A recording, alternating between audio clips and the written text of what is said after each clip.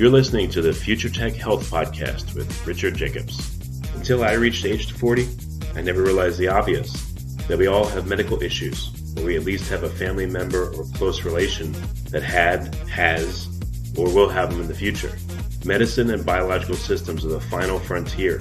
Until we've conquered death, figured out how life began, cured cancer, and understood our purpose in the universe, there's a heck of a lot to talk about when it comes to our health. Future Tech Health means I'll be covering futuristic topics that are actually already in clinical trials, or even starting to appear on shelves or by prescription, or available for your own use. We dive deep into stem cells, CRISPR-Cas9, the science of sleep, epigenetics, medical testing, cancer, ketogenic diets, stem cells, aging, regenerative medicine, and more. My goal for you, the listener, is to learn from these podcasts. You may very well learn something that may change the course of your life for the better, steer you towards a new career, or give you insight into addressing a serious medical problem. Remember, however, this podcast and its content is informational in nature only. No medical, tax, legal, financial, or psychological advice is being given. If you enjoy the podcast, please listen, subscribe, like, and share it with friends. Thank you. Hello, this is Richard Jacobs with the Future Tech and Future Tech Health Podcast. I have David Freedman, co-founder, president, COO of NanoView Bio. The website is nanoviewbio.com. We're going to be talking about characterizing exosomes and extracellular vesicles, EVs. Dave, thanks for coming. My pleasure. Thanks for having me. Yeah, for people that don't know, what are extracellular vesicles and exosomes? Yeah, I like to use the analogy that I heard before of conveying them. They're like the Twitter of cells. So what they do is they are small, tiny messengers that cells secrete all the time. All cells secrete these. And they're ways for cells to transmit biological information from one cell to the other. So proteins, microRNA, other nucleic acids. And so they're critical in all parts of biology for intercellular communication. And this was only recently discovered, 5, 10 years ago. And so they used to think that these were cells just secreting trash or debris, but they're actually very important for all biological processes. Huh. So people used to think cells were just throwing out the garbage, and that's what they were? Yeah, exactly. For many years. I think they were discovered in the 50s or 60s, and so they kind of lay dormant for about 30 years. And then, and about 10 years ago, people really found that they were just critical parts of all biological processes. I think a lot of researchers are finding now that a lot of some of the science they discovered, 20 years ago, these exosomes or EVs could have been playing a role in those discoveries. Yeah, this is huge. So what are the relative sizes of most people's, somatic cells, and what are the sizes of the exosomes or EVs they put out? Yeah, so I think the number most common is for regular cells, it's about 10 microns, 10 micrometers in diameter, something like a fifth the size of a human hair. And exosomes it's sort of hotly debated, but I think generally speaking, they're somewhere between 30 and 50 to 200 nanometers in size. So I think by volume, they're about 1 million times smaller than, one exosome is about 1 million times smaller than a single cell. Oh, wow. It must be very hard to find, I guess, in a lot of analyses. I mean, they're in there, but are they even viewable? Like, how would you view them? Can they be viewed? Yeah, well, that's a great question. It's one we like to answer over at NanoView because we have a great way to visualize and characterize these exosomes. But generally speaking, they're much smaller than the wavelength of light, so it's difficult to use a traditional microscopy technique.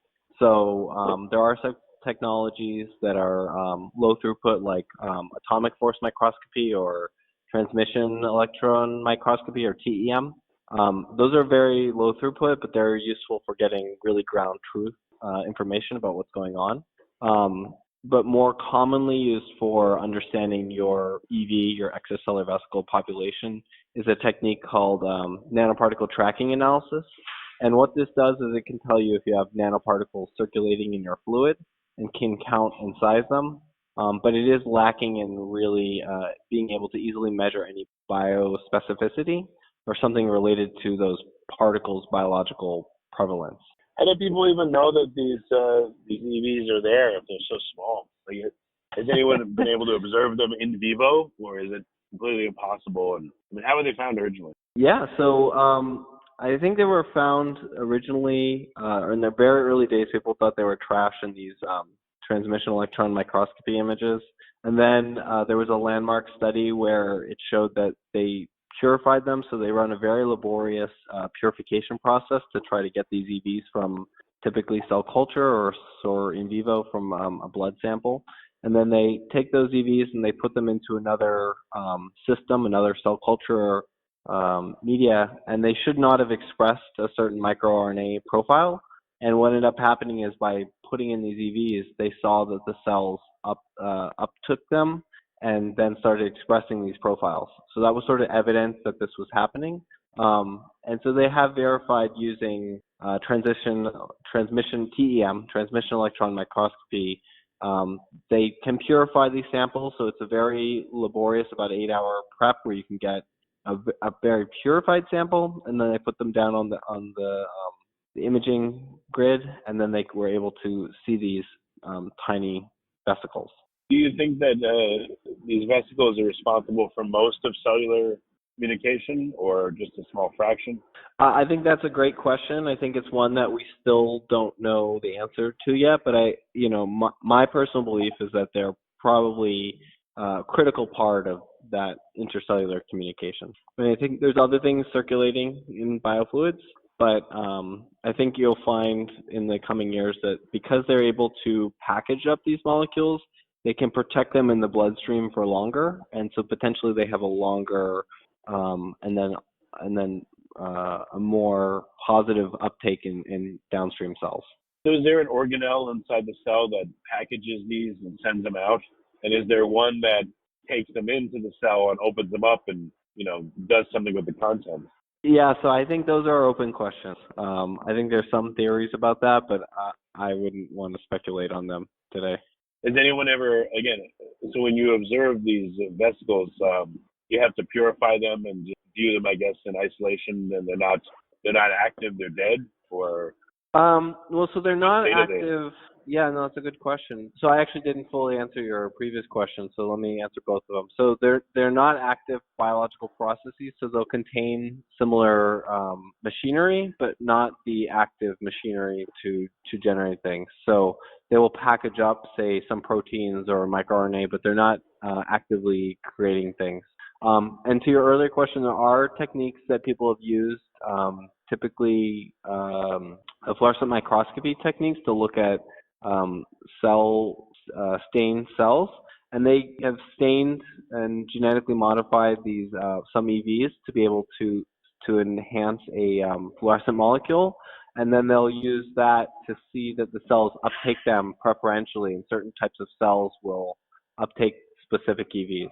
So they have used that as additional evidence to demonstrate the possibility of EVs being involved in all these biological processes. Well, has anyone tried to put a given cell in the presence of, thousands or millions of EVs that the cell would take up, let it take them up, and stop the process at some point and observe the cell internally and see if you can still find evidence of them intact in the cytoplasm of the cell or in various stages of disassembly? So I don't believe people have, I'm not familiar with them looking at various parts of the cell, but they've definitely run studies similar to what you've described. And what they've seen is a longer lasting effect. So, for example, the cells don't necessarily stop showing that uptake immediately, although the effects do wane off after a period of time. I can't remember if it was multiple days or weeks, but they have run studies very similar to that, which are quite interesting. So it's still like black box. It's like cell black box spits out these vesicles. When they go into another cell, we don't know what happens to them. We don't know how they're made or packaged or opened up or utilized or any of that yet, right? Yeah, so I've heard this analogy. It's like immunology was 30 years ago. So yeah, we're still there's a ton to learn about these EVs and exosomes and how they are made and how they're preferentially packaging up cargo and how they then preferentially go to cells downstream from them. It's all really exciting stuff that is, I think, on the forefront of technology and science. And how many are put out by cells and how many are uptaken? I know it depends on conditions, but Is there, Yep. do cells seem to put out just a few or tons of them, or? There's varying reports in the literature.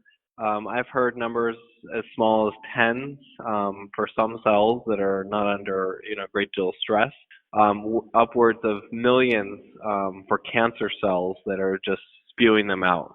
So probably somewhere in the middle is where you might see it land in the future. But yeah, I think depends on the cell type, its environment, and things like that. So it varies dramatically. What about the vesicles themselves? Like, I guess that's probably the first place to characterize them. Like, what's inside them? How much energy does it apparently seem to take the cell to prepare them? And then, how are they used? What are they communicating? Yeah, I mean, I think that's a lot of what we're trying to do here at NanoView is understand some of these questions. So, we've developed a platform that lets us look at the outside and inside of the exosomes in a high throughput way. And so some of the questions we're trying to answer are around that. So for example, we see common sets of markers. This is reported in the literature, the tetraspanins that are on a number of exosomes. One question, for example, there's these three markers is do exosomes contain all three? Do they only contain one at a time? And what concentration? And so from our early studies, we're seeing it, all types, right? We see some samples, some cells that are secreting exosomes that contain all three of these tetraspanins. Other cells that we're seeing, other cell types are secreting, only one of these in abundance. So right now it's still early. I wouldn't draw any specific conclusions, but a lot of exciting things happening. Do they appear to have internal structure, or what's inside the exosomes? So again, I like that analogy of the mini cell or the Twitter of cells because essentially they contain a bilayer, lipid bilayer that kind of protects them. And then inside, it can really be anything. Particularly, we're seeing proteins on the membrane or inside the EV or exosome. And one of the most common things people study as well is microRNA. We've seen also studies showing that potentially they also package up DNA as well, fragments of DNA. So it's really like I like the example where it really just is this protector, this lipid bilayer, and inside it will contain something that seems to be preferentially packaged from the parent cell, but not universal across the exosomes. Is there any activity going on an exosome, or is it just passive? It's floating around and then binding. Is it just a container, is what I'm saying? I think of it more as the latter. It's really just a container. What causes it to do preferential activity is the markers on the surface. So they'll often express different surface markers. Again, that's where those tetraspanins that we were talking about earlier are commonly shown to be on most exosomes. Then there'll be other surface markers, for example, something specifically targeting a cell from a cancer cell. So there's been papers showing integrins will be on the surface and that these will seed metastatic sites. So a lot of things can really be on there, but I think of it more of a passive carrier as opposed to kind of an active process. Do they only appear to bind to cells, or do they? They float around. I guess they go through interstitial fluid. They go through the bloodstream. I mean, there's so many questions. Are there places in the body that they preferentially go? Can they go anywhere? They seem to be implicated in all areas. I mean, some studies are showing there's a lot of excitement about looking at them for neurodegenerative disease because they're believed to cross the blood-brain barrier. And then there's other studies that, for example, have shown that pancreatic cells will secrete exosomes that will specifically target the lung and other organs. And so that's potentially why metastatic sites from specific cancers will see different specific metastatic sites, remote sites. So I don't know exactly why that's happening, but there are studies showing that is seems to be the case. Well, for instance, in cancer, is it believed that the exosomes itself are being absorbed by normal cells, turning them cancerous, or is it? I don't know. Is there any scouting and reporting back mechanism, or is it once the exosomes are out of the cell, they're not coming back? Is it like a one-way communication? Yeah, that's a good question. Yeah, I think I've seen mostly the latter, where that they're not scouting and reporting, but they're actually going out and kind of more like scouts only, or really their artillery just being deployed remotely. I guess maybe covert action, like Navy SEALs, is more appropriate, because a small number of them will then go there and kind of set up shop to make them appropriate for cancer cells to then come off and metastasize. So there was a landmark study, I think it was almost 2 years ago now, showing that these exosomes create these preferential niche sites for cancers to then cancer cells to start growing. So they'll seed that site is kind of the studies that I've most recently read. So that means what? They'll bind to existing cells in a given area, and then when cancer cells migrate around the body, they'll see the markers, and then they'll stay there and attach, and that'll start a new site for metastasis, for instance? Yeah, more or less. I think that's a pretty good analysis of what the studies I've read. But there's no, I guess to put it frankly, the exosomes are not alive. There's no complicated, sophisticated action that they undertake. There's no, what if they formed something like a biofilm, essentially, or if they were able to have some kind of action on their own besides just being containers? Well, they can through the delivery of that cargo. So some of that cargo, so that cancer analogy, I think, is an example of that. So they'll basically lower the barrier, the activation energy for a cancer cell to then metastasize somewhere else. So they're delivering cargo. Now, what that cargo is, don't really know. I think that's one of the things that we're trying to study here at NanoView. But that potentially is delivery of some mechanism. So typically it's microRNA or proteins, and so then they'll downregulate or upregulate different biological functions in the delivery cell. It's just amazing, though, because I know of no other, I don't really know of other. I think viruses are a good analogy. They're not necessarily replicating what they're delivering, but I think a virus, we did a lot of work with viruses when we originally developed this company, and I think we pivoted in the exome space because for us it was very similar from a technology development perspective. We had a platform that can look at biological nanoparticles based on their surface markers. So, of course, viruses use their host cells' machinery to then replicate and infect others.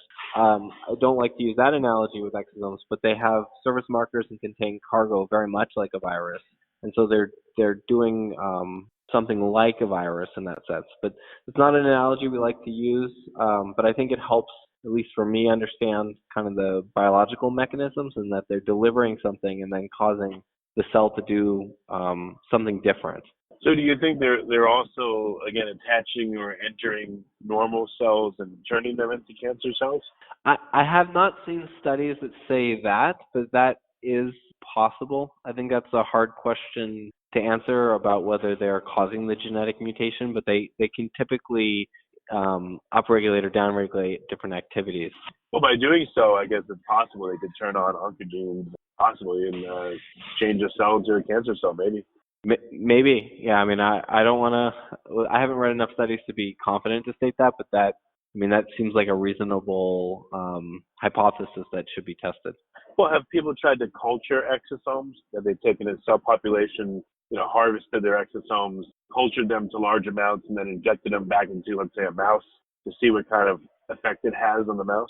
So they have, but I'm not familiar with the cancer studies. I'm much more familiar with the studies where they're using them for regenerative medicine. So there's a lot of companies that are using exosomes. So they typically were stem cell therapy companies. And what they found is that they can take the exosomes instead of the stem cells and have the same kind of therapeutic effect, where if they inject a large number of these exosomes into a diseased person or animal, they can recover that function. For example, there's ocular regeneration or cardiac regeneration from these exosomes. So those studies seem to implicate that what you described should be happening as well. I'm just not as familiar with those studies. Right. I just think it's so fascinating. I know I'm spewing out questions like cells spew out exosomes, but no, there's so many. It's super exciting. I think that's what we got so excited about as well. Is just The space is exploding. There's so much to be learned, and so I think that's what we got so excited about here at NanoView. So what's your focus? What area of this whole new field essentially are you focused on? So we're focused on helping other people develop and answer these questions. So I think when we started this, what we learned is it was very, very difficult to, especially without that laborious purification step, be able to understand what's going on with these exosomes. So traditional workflow is to do ultracentrifugation to get a really purified sample that's pretty low throughput. Then they'll take that and then they'll run it through NTA to make sure that they actually have nanoparticles. And then they'll run kind of either a Western blot or some other assay to understand that there's some biological properties that they're looking for. And so what we've done is collapse all that into a single step, and that allows us to really understand what's going on in a high throughput way. So we can run many samples here, and we can do it without doing that purification step. And then we collapse and get the nanoparticle size and count along with its biological activity. So I think we're helping answer companies that are developing liquid biopsies or diagnostics using these exosomes, as well as companies developing and researchers that are developing new therapeutics, because these are natural biocarriers and they can load them up with therapeutic cargo and deliver them to specific cells through those markers. There's potentially a huge opportunity for new classes of therapeutics. So all those things combined are what get us really excited. How many, for a given cell, how many different types of exosomes does it appear to create? Are there many different flavors that, in response to different stresses? Does it make completely different exosomes, or does it stay within a narrow range of production?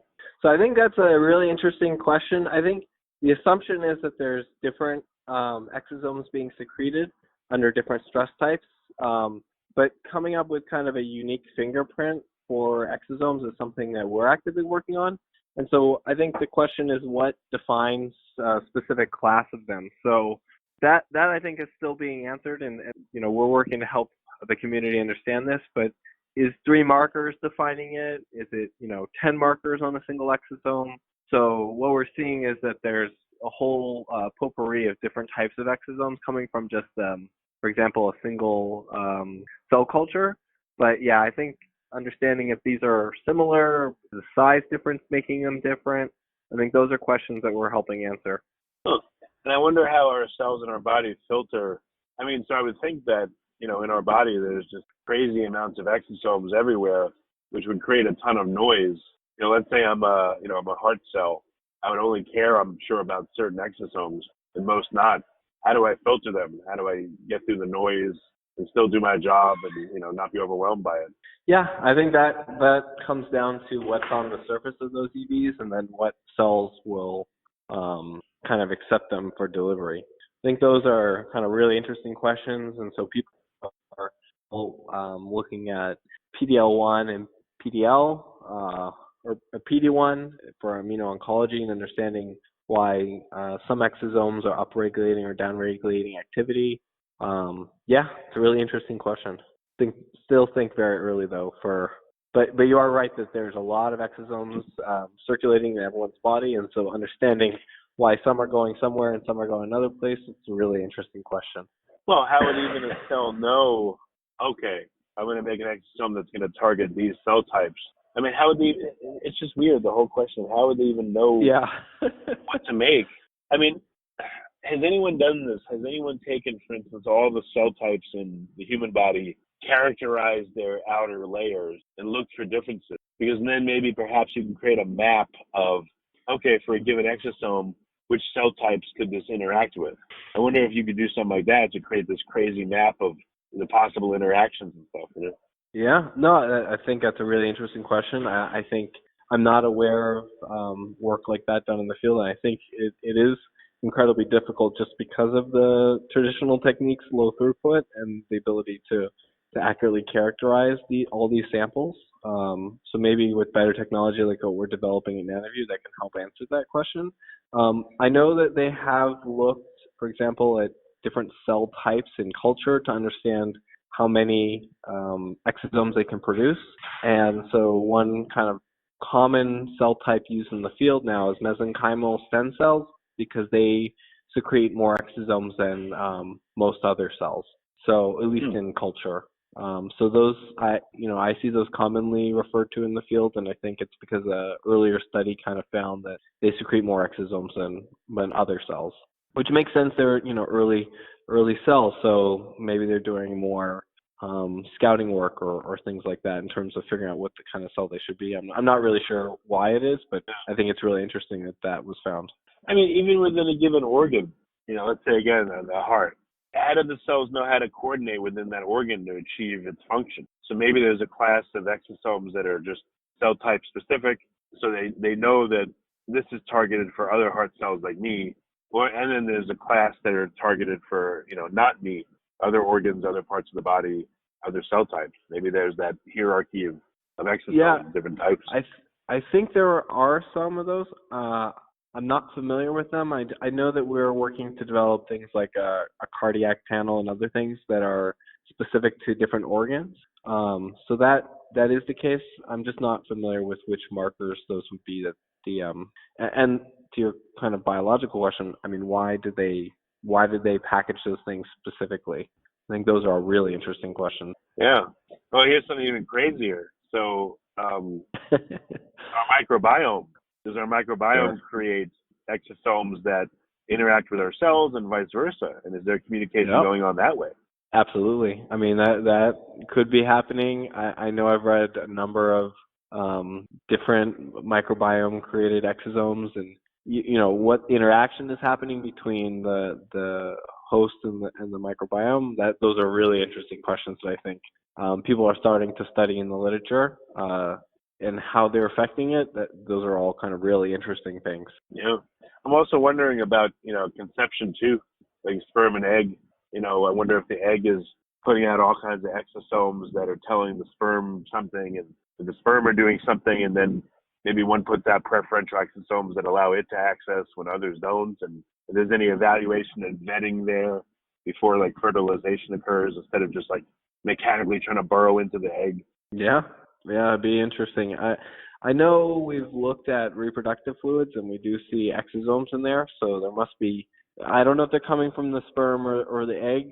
I'm not sure I want to make that claim, but I do know that there are exosomes in those fluids, so something is going on, sure.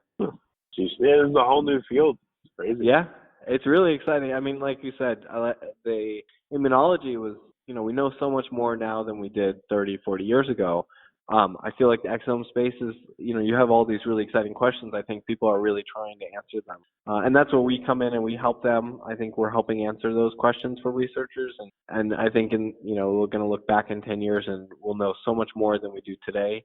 So it is really exciting. And I think what we'll see is a lot of diagnostics and therapeutics that come out from all this research.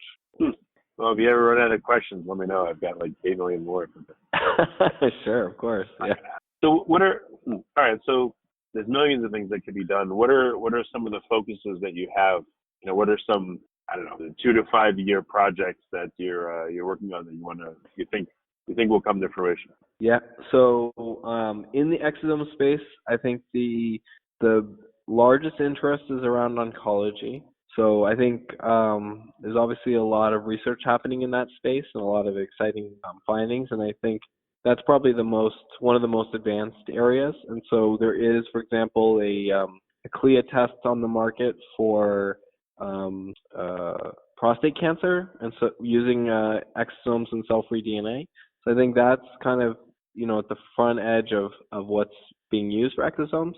So oncology, immuno-oncology space. At NanoView, we're looking at developing immuno-oncology panels in collaboration with our partners that we hope become kind of a standard offering for all customers. And then the other kind of hot topic area is neurodegenerative. We sort of touched on that briefly. Because there's a belief that they cross the blood-brain barrier, there's the thought that potentially diagnostics or therapeutics for neurodegenerative diseases could be developed without being invasive and getting into the brain. So that area is exploding, and again, we're excited about the developments we're doing here at NanoView for that. The other 2 areas that you see a lot of research papers coming out is cardiac. So that's another area that people are doing active research in, as well as reproductive biology, I guess, and looking at in vitro fertilization or diseases such as I'm blanking on it. Well, we'll pretend I didn't say that. So women's reproductive health, yeah, that area is also a lot of diagnostics, non-invasive diagnostics are looking to be developed there. And then, as I mentioned previously, I'm really excited about the therapeutic space because I think the ability to package up therapeutic cargo with specific targeting markers is kind of a holy grail for therapeutic development. And so if people can, and these are natural biological molecules, so they can evade the immune system longer because they present some of the same non-pathogenic markers on their surface. So the potential for better therapeutics, I think, is huge.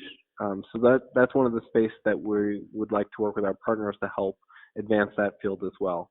Have people observed that bacteria put out their own types of exosomes or viruses? Absolutely. Yeah, viruses not so much, but definitely bacteria. I've seen a number of posters at different conferences where people talk about the potential for using them.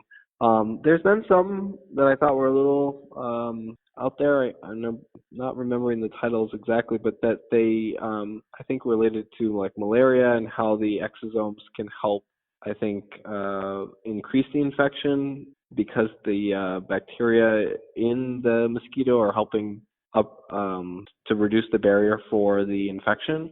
So there's things like that. So bacteria are definitely one of the interesting areas to study, and obviously it's a nice system to also study under.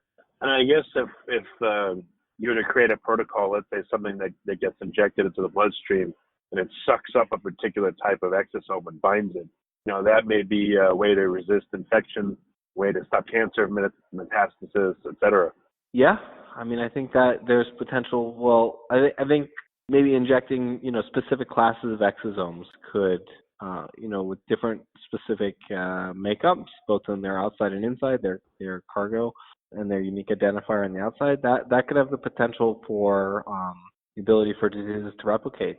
Yeah, I mean, to stop, again, some kind of bacteria or from infecting us, again, if it puts out a certain type of exosome, if we were to make an exosome sponge, for lack of a better word, that we can inject, that would suck them all up so that the bacteria couldn't take hold or make it much harder to do its job to attack us.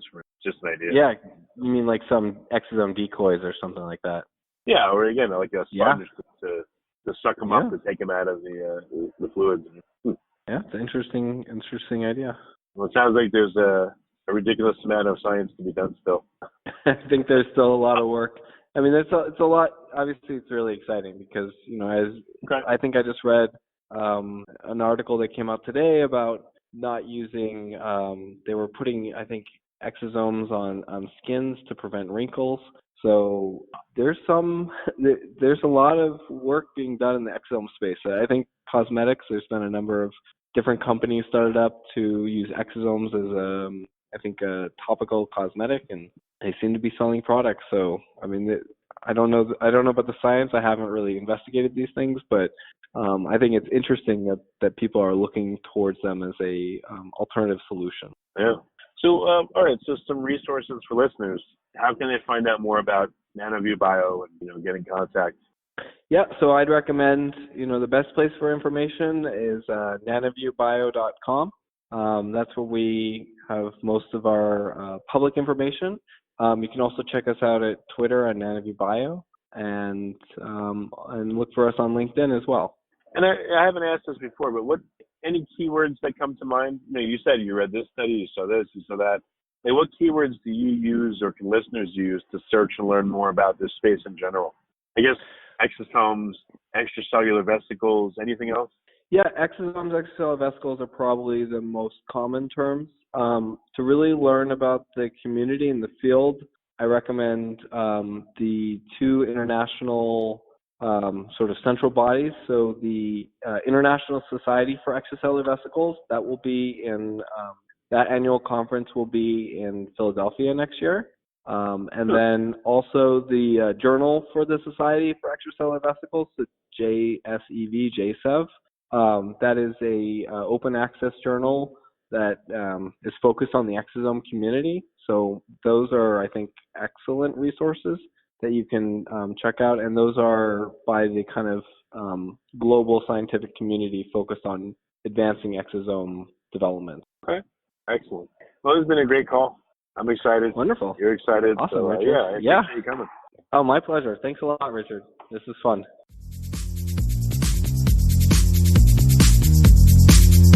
You're listening to the Future Tech Health Podcast with Richard Jacobs. Until I reached age 40, I never realized the obvious, that we all have medical issues, or we at least have a family member or close relation that has, or will have them in the future. Medicine and biological systems are the final frontier.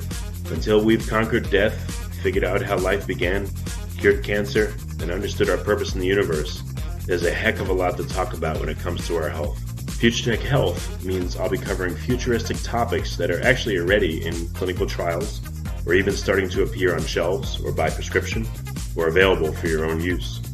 We dive deep into stem cells, CRISPR-Cas9, the science of sleep, epigenetics, medical testing, cancer, ketogenic diets, stem cells, aging, regenerative medicine, and more. My goal for you, the listener, is to learn from these podcasts. You may very well learn something that may change the course of your life for the better, steer you towards a new career, or give you insight into addressing a serious medical problem. Remember, however, this podcast and its content is informational in nature only. No medical, tax, legal, financial, or psychological advice is being given. If you enjoyed the podcast, please listen, subscribe, like, and share it with friends. Thank you.